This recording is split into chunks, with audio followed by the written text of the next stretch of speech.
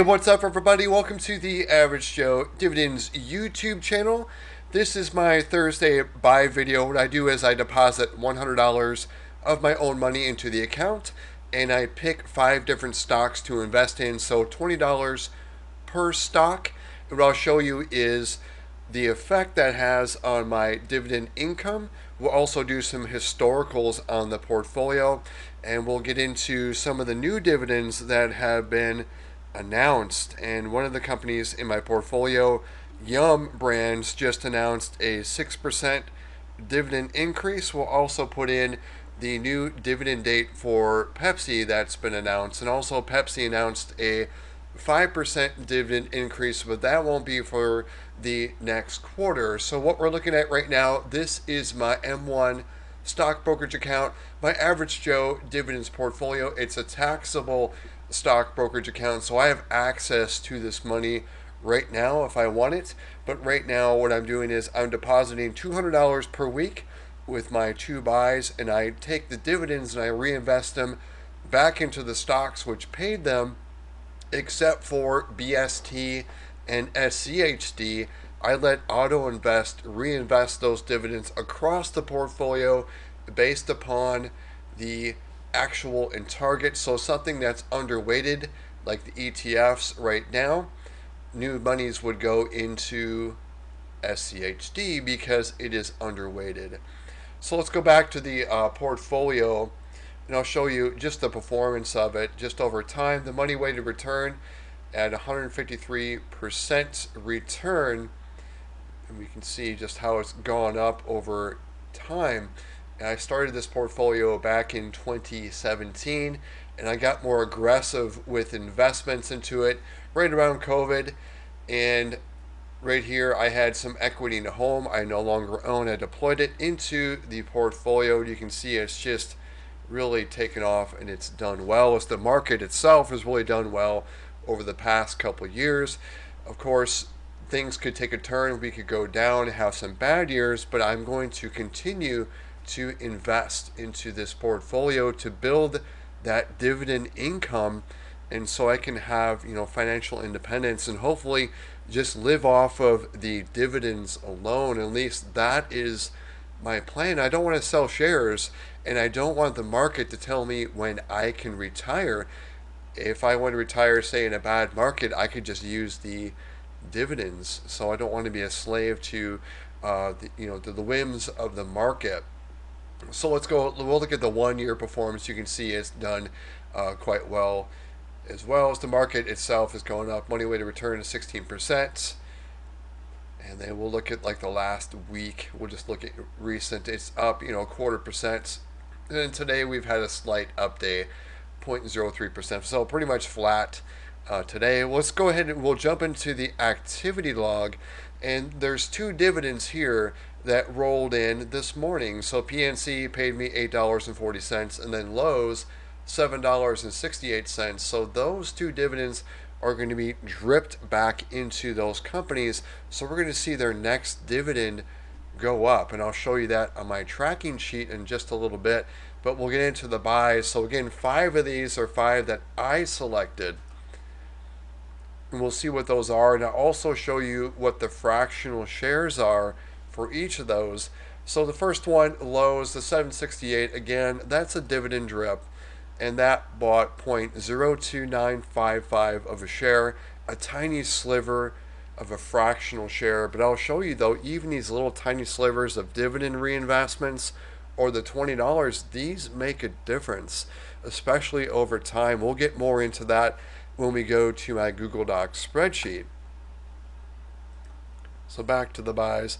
Travelers is one of the ones that I selected. And of course, Travelers is an insurance company, and that bought me $20, bought 0.08072 of a share. And then PNC, again, this is a dividend drip, so 0.04207 of a share of PNC. And we're going to see all 7 of these companies, their next new dividend is going to be higher. My next selection was Duke Energy, $20. And that bought 0.17559 of a share of Duke. And then another utility, Southern Company, $20. That bought 0.23918 of a share for Southern Company. So these energy companies, these ones, they don't grow. These are not like fast growers over time.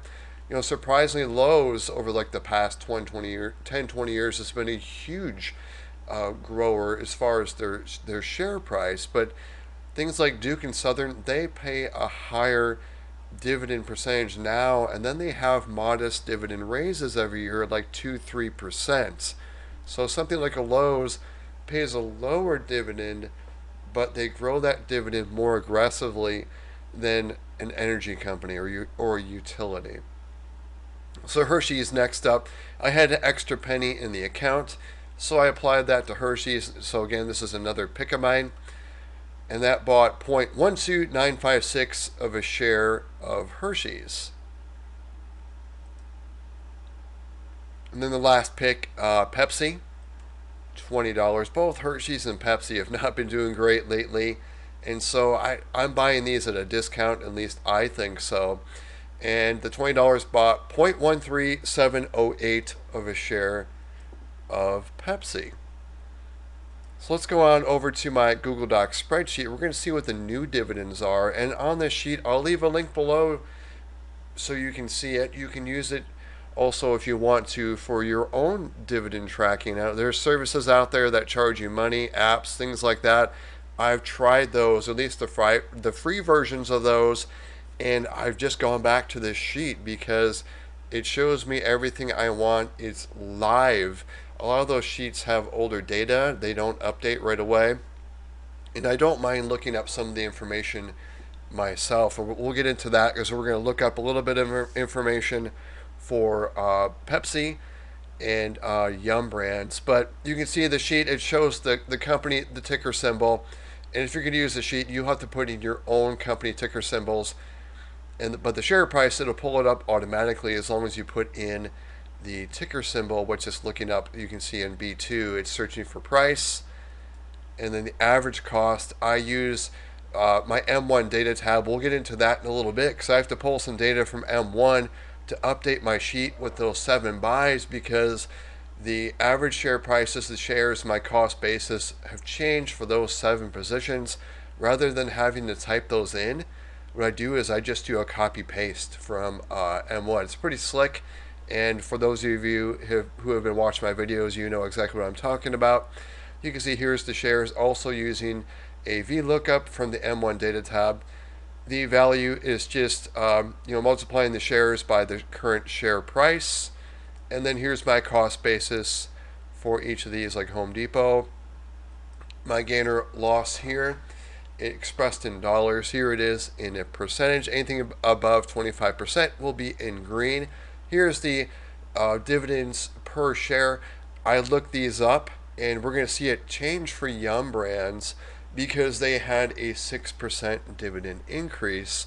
We'll do that after updating the sheet with the buys. We'll go ahead and update the sheet with Yum's new dividend, and we're also going to change their pay date.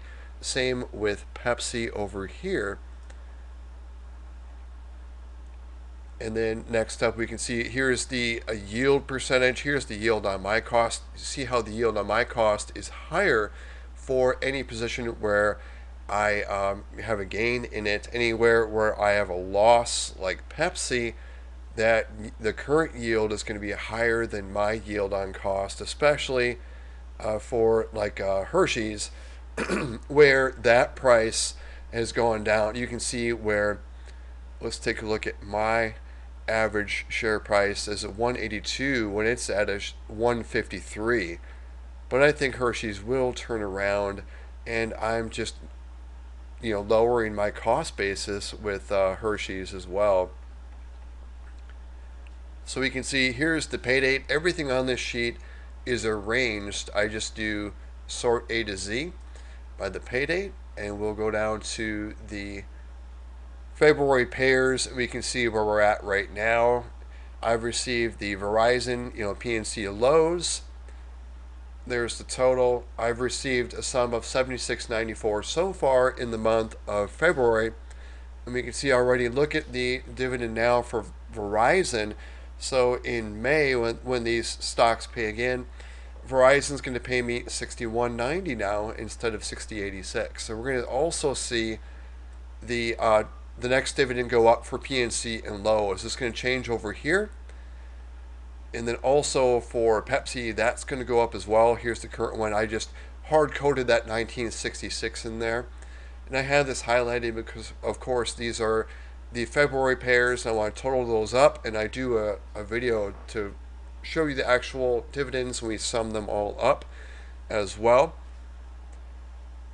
But here's Southern Company, Hershey's, Duke, and Travelers. We're going to see those go up. We're also going to see the monthly, quarterly, and annual dividends go up for the portfolio. So I'll paste those over here. We'll see those change as well. So let's go over to M1. We'll grab that data from the Holdings tab. Again, I'll leave a link below so you can see what I have in this portfolio. Everything is arranged from the largest position, which is SCHD, at over $100,000. BST is the second, and then the largest individual position is NVIDIA. But you can see, though, look at my cost basis for NVIDIA and look at what it's worth. That one's been a great investment for me, even though it pays a tiny dividend.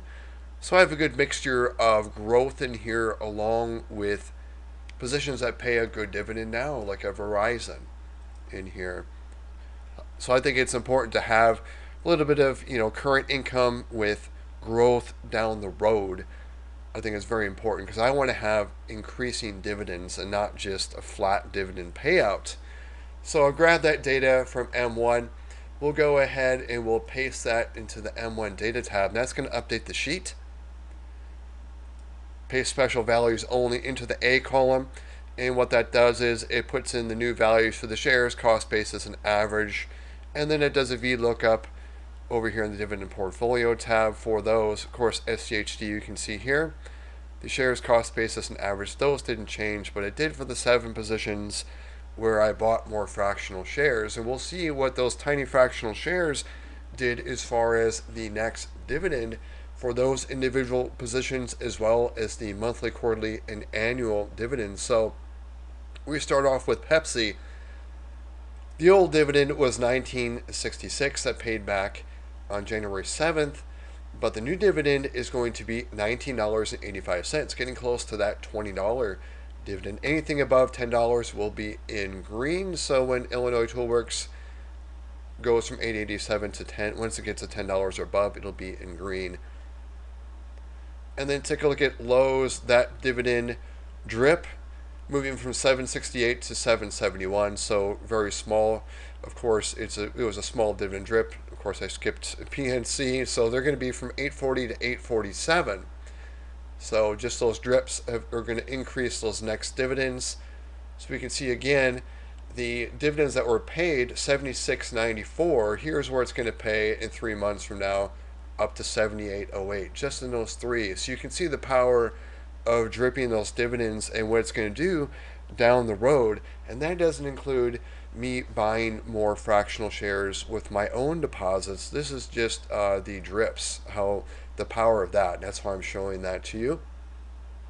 And then we'll see the next one, Southern Company, moving from $7.28 to $7.45 with that $20 buy. And then Hershey's moving from $12.43 to $12.61. And then Duke from $14.77 to $14.96. And these are before the ex-dividend date, so these will be effective in March.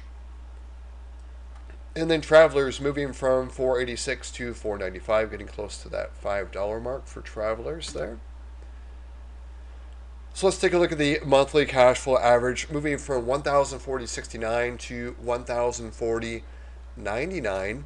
So a small bump there. We're going to take that monthly cash flow average. We're going to move that over onto the monthly average dividend tracking tab in just a moment.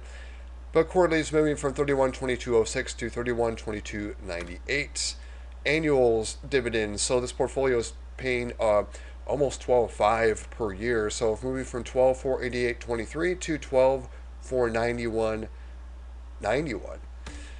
So let's take that 12 or that 1040.99, we'll put that over on the monthly average dividend tracking tab.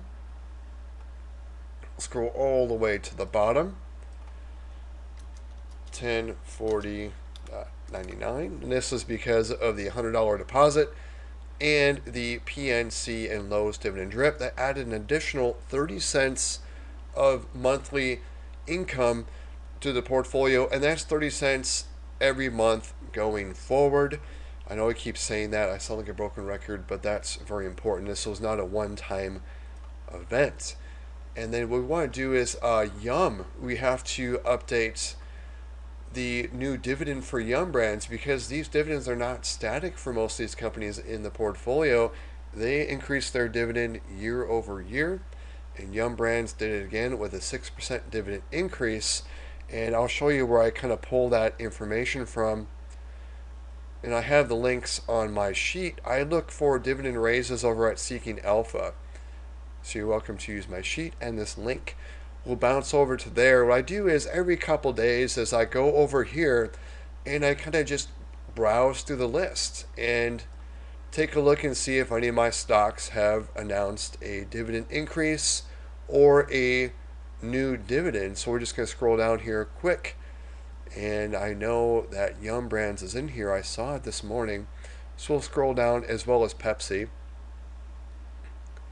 It looks like we had a whole bunch of new increases here. Dividend, or it looks like Hershey's, they put in their announcement for their new dividend date. I think that one I've already updated the sheet on that. But here's the good news from Yum Brands. And I'll show you how I update my sheet and how this affects my dividend income going forward. So prior dividend is 67 cents. I'll show you that real quick. Let's bounce up to Yum Brands. They're right here on line 5. Take a look over here. Here is their 67 cent quarterly dividend. You can see their yield. This is going to change, but most importantly, we'll type this in here so we can see that change. Here's the current dividend. It's going to happen in March, but it's changing from 67 cents to 71 cents. It's not going to be a huge difference. We're changing 4 cents per share. So here's the new dividend. We'll scroll over. I have 11 shares, so it's not going to be a big deal. It's going to move at 44 cents. We'll put that new one in there. Remember, 737. So the new dividend will be 781, and this was, of course, just due to Yum Brands increasing their dividend. No new money put into the portfolio. So moving from 737 to 781.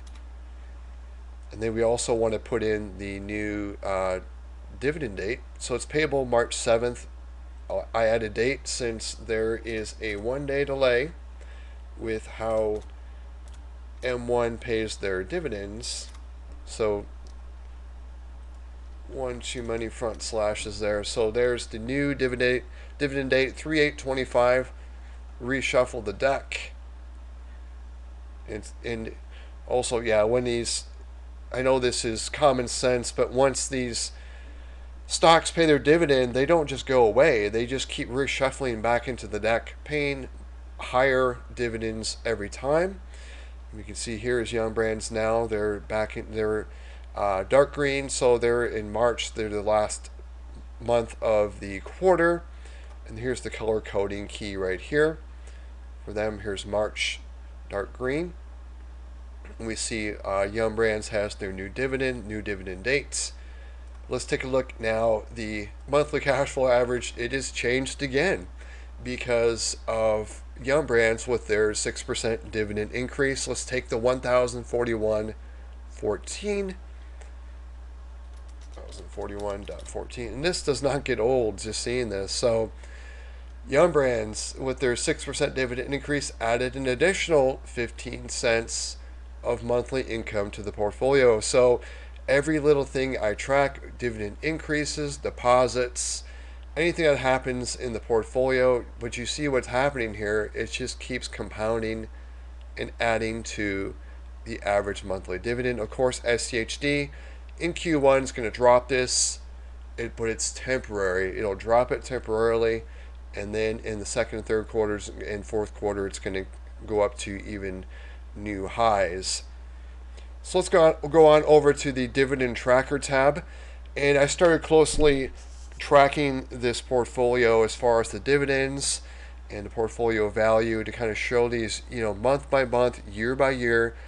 January 2021, we can see how the portfolio value has been increasing. We're in now 2025. It's hard to believe I've been doing these videos for this long. And here you can see like the last dividends paid in the full month or January. You can see December is a big month. The last month of the quarter is always the largest. You can see that's every March. Should be June here. SCHD paid a day later, which pushed it over to July, but usually it's June, and then September, and then December are the big payers. So February is not going to pay as much as what March is going to pay, with an SCHD dividend in there, which is going to be still huge, even though it's going to be smaller, because SCHD has that lower Q1 dividend. You can see here is the portfolio value rounded to the nearest $100. We're still off from the high close of November 2024, but we've made gains though. Look at the average monthly dividend though from November. We've gone up about nearly $40 in that of what the portfolio is paying. So for the month alone, we've added $4.16 of additional dividend income to the portfolio, with a month-over-month gain of 0.4%. And then here's the annual dividends, the $12,493.67. Now we've added nearly $50 of dividend income to the portfolio just in this month alone, adding $100. So I've deposited $200 into the portfolio in the month of February. So to close out the video, we'll go to my total net worth statements. And this is variable, it keeps going up and down. But the portfolio over here, yes, I'm still here, M1. This is about 15% of my current net worth. Here's where the other 85% resides. It's in Vanguard. I have an IRA, Roth, taxable brokerage account with about $485,000 over there. Here's my 401k with my current employer in the S&P 500 fund at $103,000. I have an IRA over at M1 as well, and the value of that right now is at $720K. This is from my prior employment to my current employment. So this is about 1996 to the year 2019. Here's my dividend portfolio, that line item. Here's my 1-year emergency fund. I work in IT, and I've seen rounds and rounds of layoffs, or what they call RIFs, or reorganizations. I've survived every one of those. Knock on wood, I'm still doing okay and employed in W-2 work, but anything can happen. You can go into work tomorrow and they could say my services are no longer needed, but I have a good cash position to take care of my expenses for quite a while. I also have a 6-month emergency fund over here at Synchrony. I have 2 months of expenses at Capital One. And then here is my home value. I don't count anything like my cars or collectibles, or I have drum sets, things like that. They're worth money, but I'm not going to really use those to help me out as far as my finances. And really, my home doesn't really help me out either. When I pay it off, it'll help with my expenses, but I just kind of put this in here to motivate me to pay this off. So here is my only liability right now, which is my mortgage, which I am paying extra on, about an extra $700 per month to get rid of this. And it's been going down pretty quickly, but I'd like to get that eradicated as soon as possible. Here's my current net worth, of course, subtracting out my liability. Here it is. Here's the breakdown of what it is in stocks, home equity, and cash. You can see it's very heavily in stocks. So anytime the stock market goes up, my net worth goes way up. Anytime the stock market is plummeting, well, my net worth will plummet as well. But take a look at this though. My average monthly dividend here, this includes my IRA as well as 401k. With those dividends, I took the 2024 dividends since they're variable, and then got an average of those to get an average monthly dividend, adding in interest as well from savings accounts, very close to $3,500. Even though I can't access this money, when my home is paid off, I can easily live off of $3,500. Of course, it's going to be a lot higher than that by the time I fully retire. It's going to be closer, well over 5,000, and with a paid off house, I'm going to be living quite well. You can see my net worth just over from November 2022, how much that's gone up by. And it's just by doing the same thing over and over, and that's investing my gap. And I track my W-2 income with those expenses to get a gap. And I also contribute to my 401k, get that employer match, all that good stuff. So this is what's increasing my net worth by investing the gap, and then investing my 401k, and just the stock market doing what it does over time. Of course, there's fluctuations in between, but going from 1.2 in November 2022 to 1.8 now, where we closed out in January. So you can see that's a huge gain in a short amount of time. And again, I didn't win the lottery. I didn't pick like a stock that went up 10x or anything like that. But I've increased my net worth just over that time from November 2022 to now by over $500,000. And I can tell you one thing, I don't make close to that in money. It's just the stock market compounding what I've invested in prior. It's as simple as that. And you can see what the foundation of what I'm investing in is in boring ETFs. I know a lot of people like to watch these videos to see me investing in these individual holdings, but this is not where I'm making most of my money. I'm making income plays on these. I am making some money, of course, too, as these are increasing in value as well. They're just about matching the general stock market with more dividends. So that's why I did this dividend portfolio. So thanks for sticking to the end of the video. If you got value from the video, please click the like button. Also subscribe to this video. It's important you do that, to like and subscribe, because I'm not trying to sell you guys anything. I'm not trying to sell you any dumb courses, anything like that. I want you to save your money. Don't spend it on me. Don't buy any merch from me. Don't do anything like that. Don't join my Patreon. Don't buy me a cup of coffee. I want you to take that money and invest it for yourself. So here are the buys, and the other amounts that are not $20 or $20.01, these are drips. So I chose Travelers, Duke Energy, Southern Company, Hershey's, and Pepsi.